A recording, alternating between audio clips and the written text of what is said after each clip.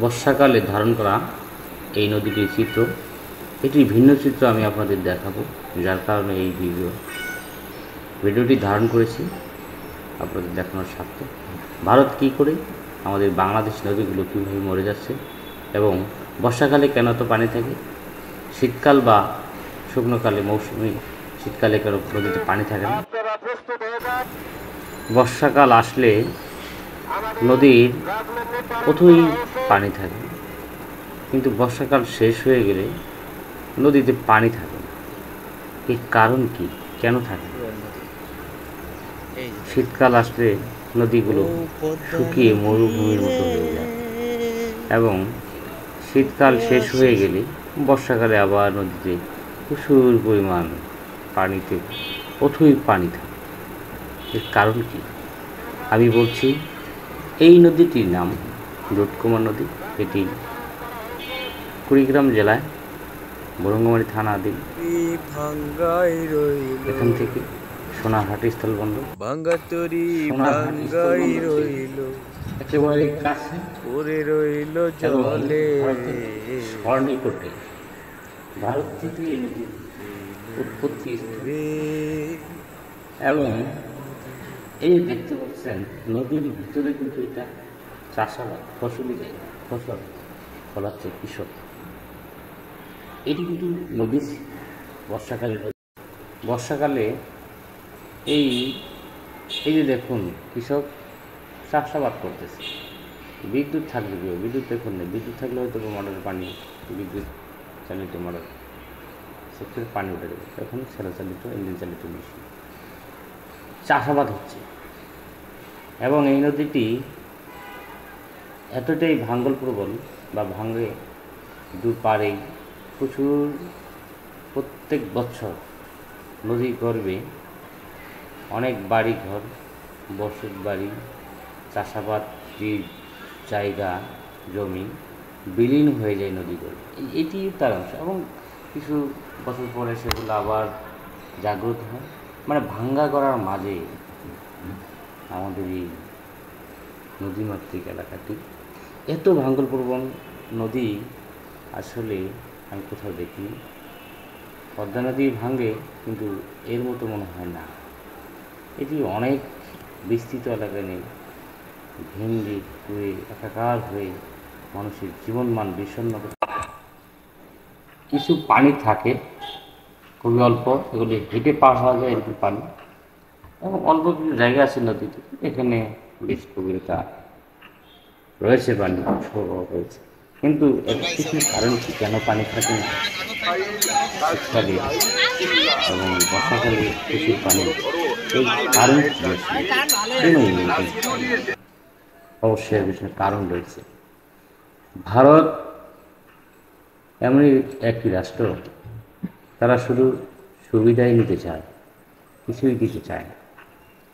তারা আমাদের যদি পানি দিত ঠিকভাবে, তাহলে এই নদীর প্রবাহটা, নদীর যে গতিধারাটা ঠিক থাকতো এবং পানি যেভাবে দেওয়া উচিত ভারতের থেকে আমরা পাওয়া দরকার, সেটা যদি পেয়ে যেতাম, তাহলে নদীটা সারা বছরই হয়তো পানি থাকতো এবং নদীর গতিবিধি বা এই স্রোতের যে একটা প্রচুর স্রোত থাকে বর্ষাকালে, যার কারণে নদী প্রচুর ভাঙে, দুই পাশে ভেঙে বাড়ি ঘর থেকে শুরু করে ফসলি জায়গা জমি সব বিলীন করে ফেলে নদী করবে চলে যায়।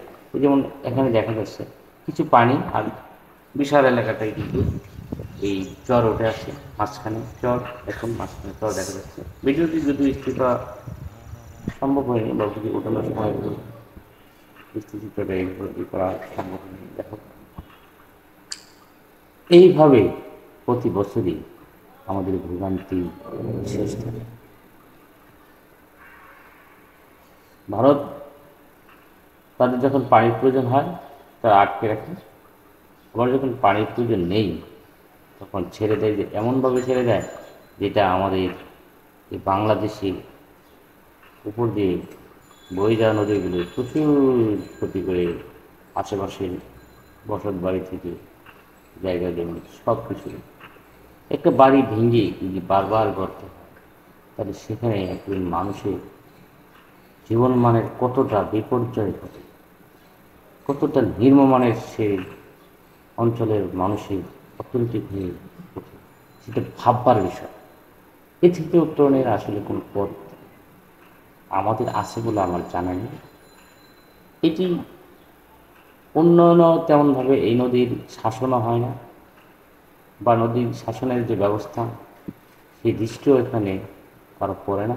কারণ এটি একবারে ভারতের কাছাকাছি হওয়ার কারণে কি না তাও জানি না। এবং যারা সংসদ সদস্য হয়ে আসেন, কিন্তু এই এলাকার তাদের কতটা মাথা ব্যথা নেই, রাস্তাঘাট থেকে শুরু করে সব কিছুই মানে তেমন একটা উন্নয়ন এই এলাকা হয় না। কেন হয় না সেটাও জানা নেই আমার। এই এলাকার প্রতি বছর নদীর গর্ভে অনেক জায়গা জুড়ে চলে যায়, আবার কিছু উঠে এখানে কৃষকরা আবার করতে যায়। নদী এটি প্রতি বছর প্রচুর ভাঙে। এই নদীটি ছোট নদী হিসেবে পরিচিতি থাকলেও আসলে ক্ষতির পরিমাণ দুই পাশে জনবসতি যারা থাকে তাদের প্রচুর ক্ষতি হয়। তাদের আবাদি চাষাবাদি জমিগুলো বিলীন হয়ে যায়। তা আসলে দিশা হয়ে যায় কৃষক যারা যারা খেটে খাওয়া মানুষ, কৃষি নির্ভর যাদের জীবন জীবিকা, তাদের জন্য আসলে এই নদীটি হুমকি স্বরূপ।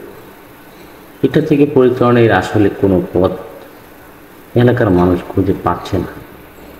এটি ঊর্ধ্বতন কর্তৃপক্ষের রাষ্ট্র যারা পরিচালনা করতেছেন বা করেন তাদের শুধু দৃষ্টি থাকা উচিত ছিল এই নদীটির প্রতি। নদী শাসন করলে আমার মনে হয় এটি এই ভাঙল রোধ প্রতি বছর কৃষকের যে সর্বনাশগুলো ঘটে, বসত বাড়ি থেকে শুরু করে যা আবাদি জমিসহ নদী গর্ভে বিলীন হয়ে যায়, সেটি অন্তত রোধ করা সম্ভব হবে। তাই আমি বিনীতভাবে অনুরোধ জানাবো, আমার ভিডিওটি যদি তাদের দৃষ্টিগোচর হয় সেখানে হাজারো মানুষের জীবনমানের উন্নয়নের সাথে জড়িয়ে থাকা পদক্ষেপ যদি নেওয়া হয় তাহলে উন্নয়ন হবে। আর যদি মানুষের একটা রাষ্ট্রের নাগরিকদের জীবনমান উন্নয়ন হলে কিন্তু রাষ্ট্র উপকৃত হয়, এটি বলার অপেক্ষা রাখে। কিন্তু কেনই বা এটা হচ্ছে না?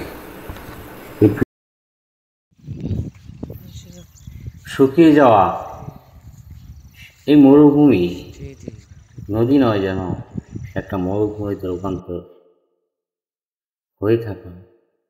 এটার পিছনের কিছু কারণ তো অবশ্যই রয়েছে, যেটা পূর্বেই বলেছিলাম। ভারত একটি সুবিধাবাদী রাষ্ট্র, তারা তাদের প্রয়োজন অনুসারে এই রাষ্ট্রকে বাংলাদেশকে ব্যবহার করে, বাংলাদেশের নদীগুলো ব্যবহার করে। তিস্তা যেমন শুকিয়ে যায় বর্ষাকালে, আবার তিস্তার এলাকার জনগণের যেমন বিপর্যয়, জীবনমান বিষণ্ণ হয়ে ওঠে, তেমনই এই নদীটি তিস্তাকে নিয়ে অনেক আলোচনা সমালোচনা হলেও এই নদীকে নিয়ে কোনো আলোচনা সমালোচনা হয়নি। কারণ এই নদীটি আসলে তেমন আলোচনায় আসে না। এই জন্যই যে একদম বর্ডার সংলগ্ন এলাকায় অবস্থিত, এখানে ভারত থেকে উৎপত্তিস্থল একদম ভারতের কাছাকাছি, যার কারণে হয়তো বা এই নদীকে নিয়ে ততটা লেখালেখি হয় না। এটি চতুর্থ নদী, বারবার বলছি।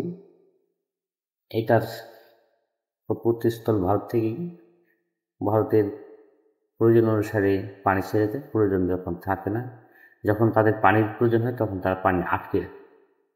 এই কারণেই নদীটির এই অবস্থা। আবার যখন পানি ছেড়ে দেয় ভারত থেকে, প্রচুর পর্যাপ্ত পানি চলে আসে এবং প্রচুর স্রোতের কারণে প্রতি বছর নদীর দুই ধারে দুই কূল ভেঙে একাকার হয়ে যায়। মানুষের জীবনমান একটা নৌকার এই গতির প্রবাহমান গতির সাথেই জীবনের এই গতি বয়ে চলা। জানি না কখন এই গতি থেমে যাবে। জীবন যেখানে জীবন জীবিকার তাগিদে মানুষ সংগ্রাম করে যাচ্ছে এই এলাকার। আশা করি এই সংগ্রামী জীবনের মানুষগুলোর গল্পের অবসান ঘটবে ইনশাআল্লাহ।